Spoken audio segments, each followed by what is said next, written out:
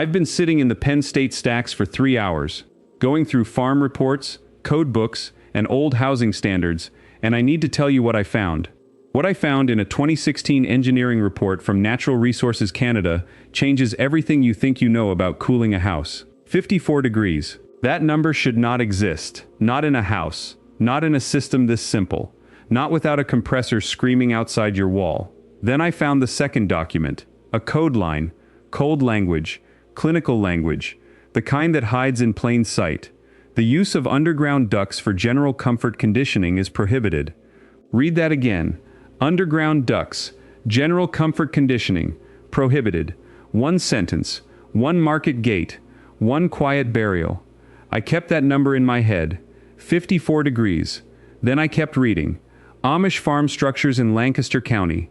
Vaulted cellars, springhouses, banked barns. Cool storage built into the earth itself. No mystery, no miracle, just ground temperature, airflow, and people who kept using what worked. Nobody told you. Not your builder, not your contractor, not the man who sold you your last condenser. Here's what the evidence shows, and here's why nobody was supposed to find it. This video is about a system you can build for roughly $300 to $460, run for essentially nothing, and use to strip brutal heat out of incoming air before it ever reaches your living space.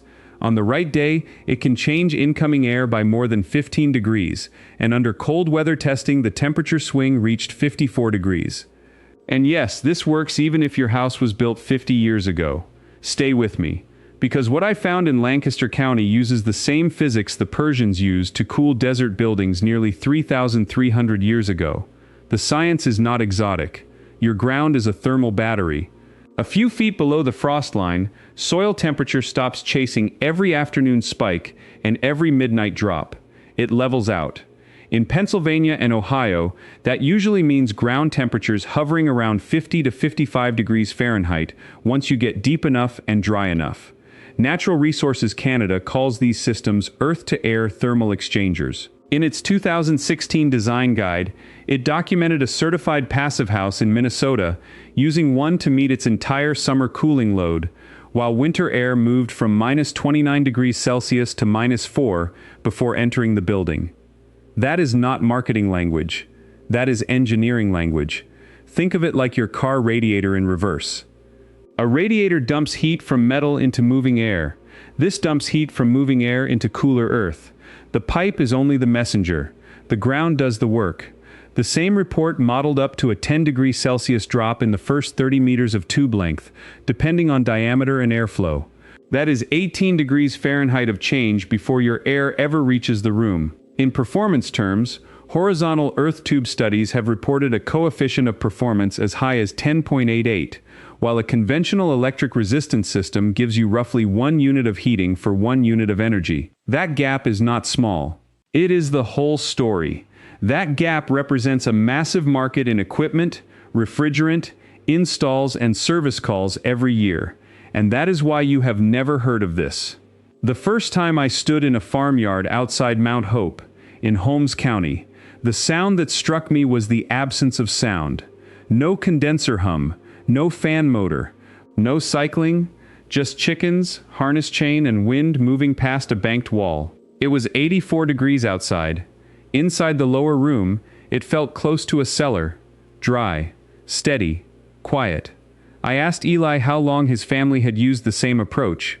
He looked at the banked stone, then looked at me, and said, "Longer than my father's father. 4 generations, maybe more." Then he tapped the wall and said, "If the bank stays dry, the air stays honest." That line stayed with me. So did the origin. Families like his carried this building logic from Alsace and the Palatinate, and from Swiss communities tied to Canton Bern, into Pennsylvania and Ohio in the 18th century. They did not bring a product, they brought habits. A 2019 Pennsylvania agricultural preservation document still describes springhouses, bank structures, and cool storage spaces as essential parts of the farmstead logic that shaped this region. Now go deeper, much deeper.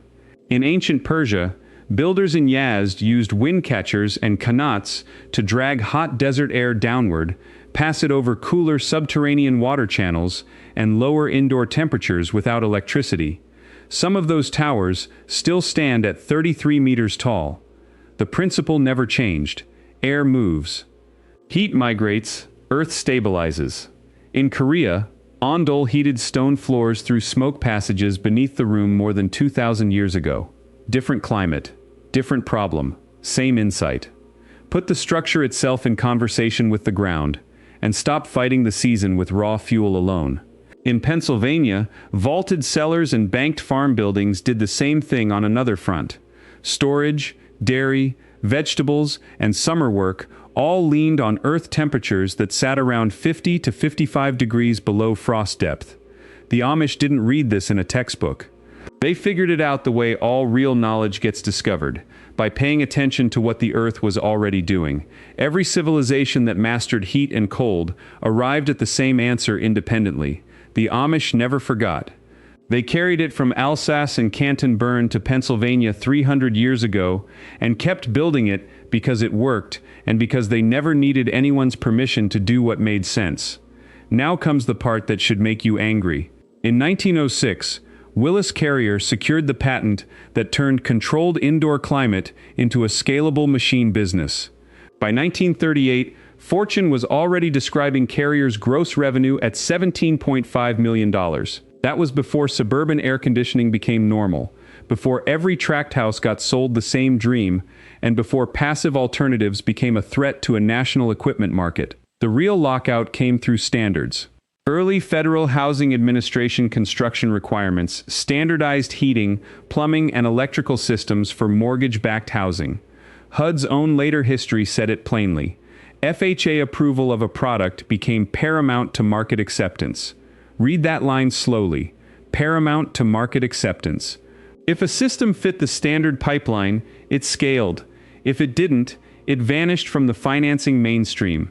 Then the language hardened. In modern code text, Section 603.8 states, "The use of underground ducts for general comfort conditioning is prohibited." There it is. One sentence.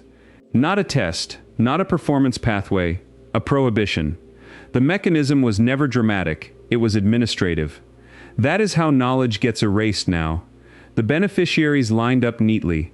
Carrier and the wider HVAC industry sold machines, filters, coils, compressors, and future service calls. Media outlets sold the dream right beside them. The Smithsonian's advertising archive shows packaged air campaigns running through Life and Popular Mechanics as cooling became a consumer identity. Government-backed housing standards rewarded nationally standardized products. The money moved in a circle. Equipment makers, ad sellers, and approval systems all grew stronger together. An entire field of knowledge disappeared from architecture schools, building codes, and engineering curricula, not because it failed, because it wasn't profitable. And the modern version still continues. In the 2021 code cycle, that underground duct prohibition remained in place. Jurisdictions that adopted the code carried that language forward. In that same 2021 lobbying cycle, the Air Conditioning, Heating, and Refrigeration Institute reported $1,114,040 in federal lobbying. The motive is not complicated. A buried passive tube does not need a condenser, a refrigerant charge, a blower replacement, or a seasonal service agreement. The U.S. HVAC systems market was valued at $31.7 billion. Every passive tunnel you build is one less slice of that market. Now, if you already own a house and you're thinking this only applies to people with land, stay with me, because this next part is specifically for you. You don't need to tear up your foundation, rip out your existing system, or buy equipment. You need a yard, a drill, and a weekend. Here is the basic build. You trench one run or two shorter parallel runs, 60 to 100 feet long. You aim for a depth of 5 to 6 feet in most climates, because that gets you below the shallow daily temperature swing. You use 4-inch or 6-inch HDPE or smooth wall sewer pipe, not corrugated drain tile, and you give it a steady 2% slope back toward a condensate drain point. That slope matters. A 100-foot run means roughly 24 inches of fall. Your intake should sit 24 to 36 inches above grade, under a shaded hood, with stainless insect mesh and a washable filter box. Your outlet comes through the rim joist, crawl space wall, or an insulated plenum box near the room you want tempered first. Seal every joint with proper couplers and mastic. If you need an assist, use a low-draw inline fan in the 38 to 50 watt range. If your site has good stack effect, or you pair it with a solar chimney, you may not need powered assist during much of the summer. Material cost stays low if you keep it plain. Smooth 4-inch Schedule 40 PVC or HDPE pipe runs about $120 to $190 for a modest build. Filter housing and mesh run $28 to $46. Fittings, cleanouts, and solvent or gasketed couplers run another $35 to $74. A simple condensate sump, standpipe, or gravel drain section adds $18 to $40.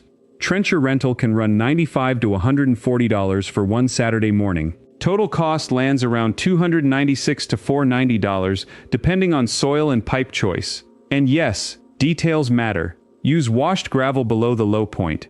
Use Type S hydrated lime or borate treatment around any damp penetration area if mold has ever been a problem nearby. Insulate the wall penetration with low-E radiant foil or closed cell foam sleeve. If you want a simple pre-filter wrap, muslin cotton over a removable frame works fine at the intake hood. Here is the warning. Slope is not optional. Flat pipe causes standing condensation, biofilm buildup, and the exact mold problem critics love to point at. High water table sites also change the equation. If your trench wants to become a pond, stop and redesign. On a 95-degree day, a well-buried run can bring incoming air down into the mid-70s before it reaches the room, especially if the first room is shaded and the house is closed up properly. In winter, the same run can take the knife edge off frigid air before it hits your living space. It requires attention once a season. You check the filter, you inspect the drain. Every few years you scope or flush the line. That's it. Your conventional central air system costs $7,200 to $14,800 to install, $110 to $240 per month to run in peak season, and lasts 12 to 18 years before it ends up in a landfill. This costs $296 to $490 total. It lasts 25 to 40 years. Your choice.